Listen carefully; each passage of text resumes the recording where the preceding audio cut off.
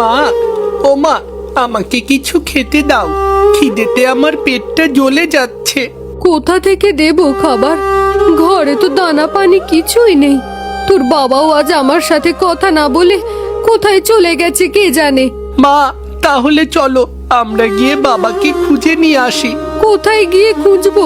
তোর বাবা কোথায় গেছে কে জানে। লোকটা না জানিয়ে কোথায় যে গেল। এখন আমি তোর খাবার জোগাড় করি কি করে? মা, দেখো বাবা আসছে, আর সঙ্গে করে একটা কলস আনছে। নিশ্চয়ই কলসের মধ্যে খাবার আছে। কি গো, সকাল সকাল না বলে কোথায় গিয়েছিলে? এখন কত বেলা হয়েছে দেখেছো? ছেলেটা যে কাল থেকে না খেয়ে আছে, সেদিকে কি খেয়াল আছে? আরে সব দিকে খেয়াল আছে, কিন্তু তুমি চিন্তা করো না, আমাদের আর না খেয়ে থাকতে হবে না। দেখো আমি কি নিয়ে এসেছি। এটা তো কলস, দেখতে একদম সোনার মতো চকচক করছে, কিন্তু এটা তুমি কোথায় পেলে? হ্যাঁ, এটা সোনার কলস, আর এটা কোনো সাধারণ কলস না, এটা গুরুদেবের দেওয়া জাদুর কলস। এই কলস থেকে যা চাওয়া যাবে তাই পাওয়া যাবে। এসব কি বলছো তুমি? এমন কলসও হয় নাকি? হবে না কেন, এটা গুরুদেবের দেওয়া মন্ত্রপুত সোনার কলস। এটা থেকে যা চাওয়া যাবে তাই পাওয়া যাবে। বাবা, তাহলে আমার জন্য কয়টা ফল চাও, আমার অনেক খিদে পেয়েছে।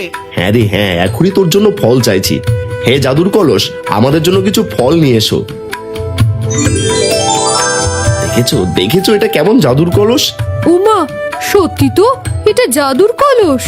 ওগো, তাহলে তো আমাদের আর কোনো অভাব থাকবে না। ছেলেটাকেও রোজ 3 বেলা খেতে দিতে পারবো।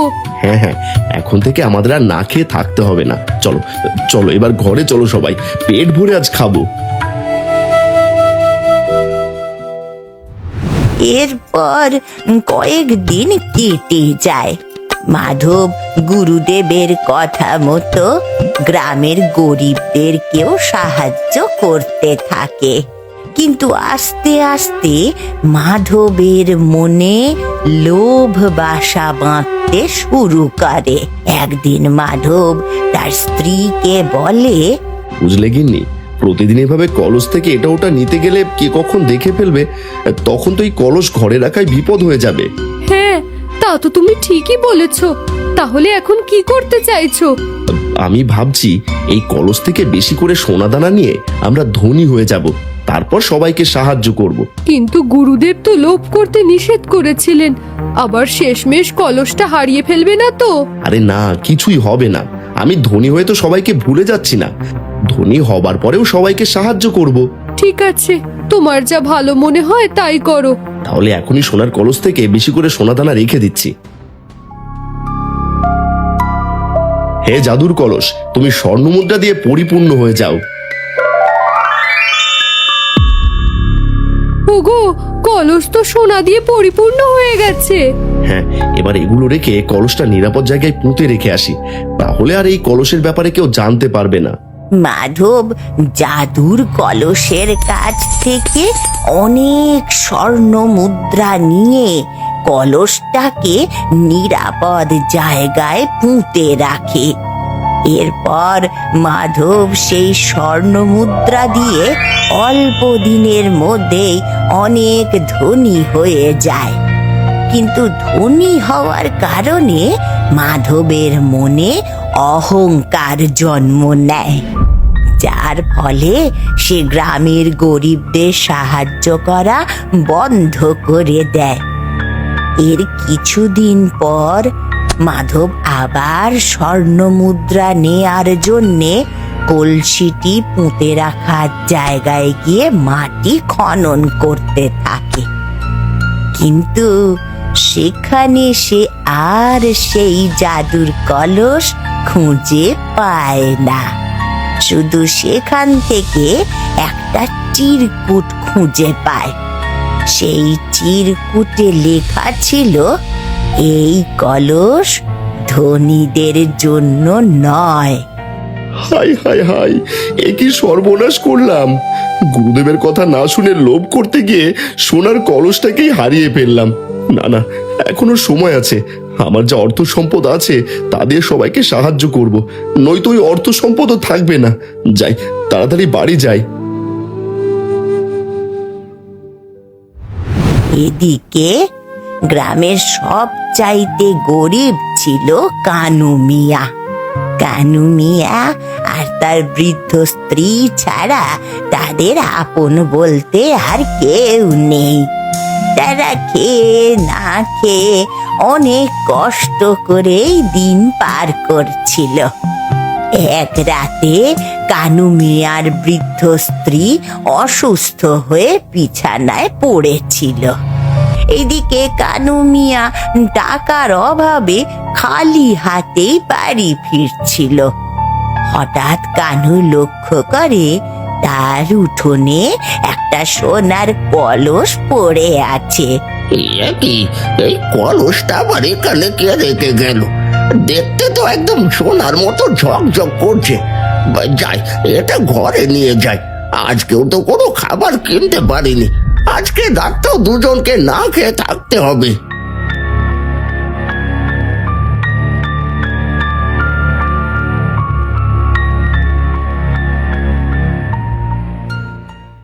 ধীরে ধীরে কানু মিয়ার মধ্যেও লোভ তৈরি হতে থাকে। বলে, কি গো, আর কতদিন এই বুড়ো বয়সে অন্যের বাড়িতে খাবার পৌঁছে দেবে বলো তো? তার চেয়ে এই জাদুর কলস থেকে কিছু সোনা দানা চাইলে হয় না? হ্যাঁ, তুমি ঠিকই বলেছ। আমিও সেটাই ভাবছি। সেদিন রাতে কি স্বপ্ন দেখেছিলাম, যার ভয়ে শুধু শুধু অন্যের খাবার বয়ে বেড়াচ্ছি। এবার আর খাবার চাইবো না, এবার সোনা চাইবো। তাহলে আর দেরি করছো কেন? এখনই চেয়ে নাও। হ্যাঁ, এখনই চাচ্ছি। হে জাদুর কলস, এবার আর খাবার চাই না, মোহর দে, অনেক সোনার মোহর। এতদিনে কাজের মতন একটা কাজ করলে। এবার মোহরগুলো একটা পুঁটলিতে বেঁধে রাখো আর কলসটা যত্ন করে রেখে দাও। হ্যাঁ, তাই করছি।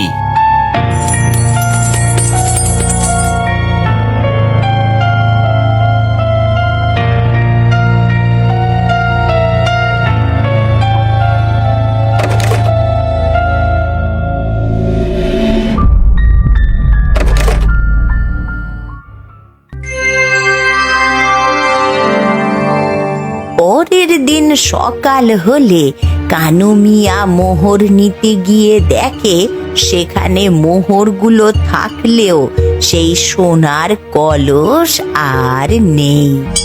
শুধু রয়েছে একটা চিরকুট। এদিকে মাঠে কাজ করছিল গ্রামের গরিব কৃষক সুদেব। সে কাজ করতে করতে হঠাৎ মাটির নিচে শক্ত কিছুর অনুভব করতে পারে।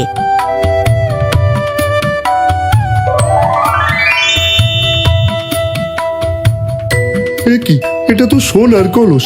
এই কলস এখানে আসলো কি করে? এত বছর হলো এই জমি চাষ করছি, কখনো সোনার কলস পেলাম না। এখন এই সোনার কলস আসলো কোথা থেকে? যাই যাই, এই কলস আমার না, এটা মহারাজের জমি থেকে, এই জমি থেকে পেয়েছি, মানে এই কলসও মহারাজে। যাই, মহারাজকে এটা দিয়ে আসি।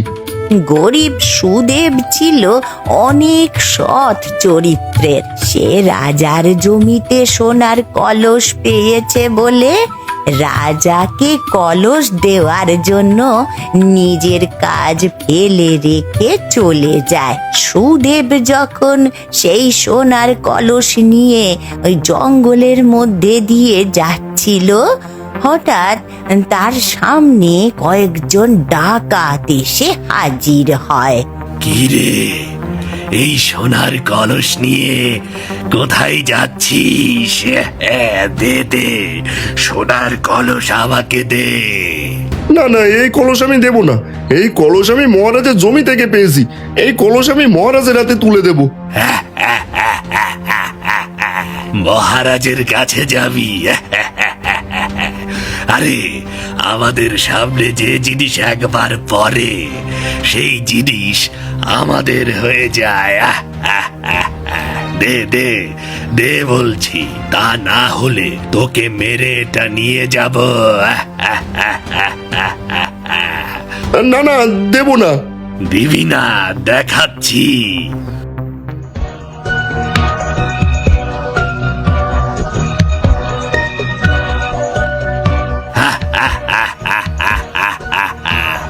এই কলসটা অনেক স্বর্ণ দিয়ে তৈরি। এই কলসটা বিক্রি করলে অনেক অর্থ পাওয়া যাবে।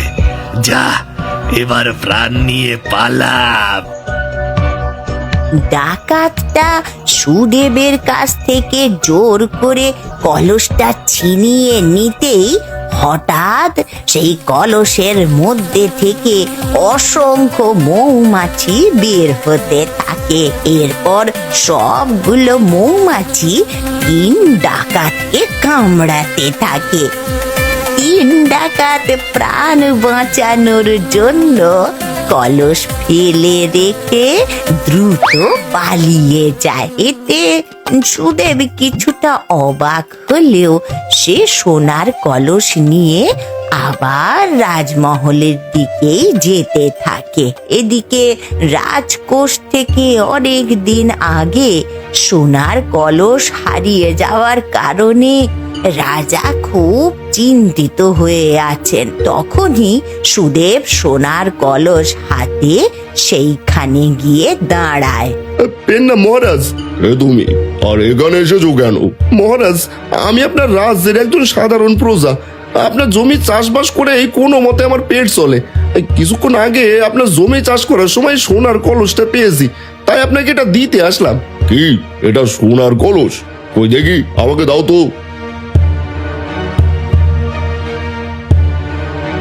কি, এটা তোমার হারিয়ে যাওয়া সোনার কলস, কিন্তু তুমি পেলে কি করে? কোথা থেকে আসলো তা জানি না মহারাজ, তবে এটা আমি আপনার জমি চাষ করার সময় পেয়েছি। তাছাড়া এই কলস কোনো সাধারণ কলস না। রাস্তায় ডাকাতটা এই কলস কেড়ে নিতে চেয়েছিল, কিন্তু হঠাৎ এই কলসের মধ্যে থেকে অনেক মৌমাছি বের হয়ে একবারে ডাকাতদের ভাগিয়ে দিয়েছে। হ্যাঁ, সত্যি এটা কোনো সাধারণ কলস না, এটা জাদুর কলস। এই কলস আমার পূর্বপুরুষের রেখে যাওয়া সম্পদ। এটা আমি যত্ন করে রেখেছিলাম। যদিও এটা থেকে যা চাওয়া যাবে সেটাই পাওয়া যাবে, কিন্তু আমি কখনো চাইনি, কারণ এটা লোভীদের কাছে থাকে না, আর আমি কখনো লোভী হতেও চাই না। তবে তুমি এত কিছু জানার পরেও কেন এই কলস আমাকে দিতে এসেছো? চাইলে তো তুমি এটা আত্মসাৎ করতে পারতে। মহারাজ, আপনার যেমন লোভ নেই, আমারও তেমনি লোভ নেই। আমি অন্যের জিনিস কখনোই নিজের করে নিতে চাই না। বাহ, তোমাকে দেখে অনেক ভালো লাগলো। তোমার মতো একজন সৎ ব্যক্তি আমার রাজকার্যে থাকলে আমার রাজ্য আরো সুন্দর হয়ে উঠবে। আজ থেকে তুমি আমার রাজকর্মচারী। গরিব চাষি সুদেবের সততার কারণে রাজা তাকে উপদেষ্টার চাকরি দেয়।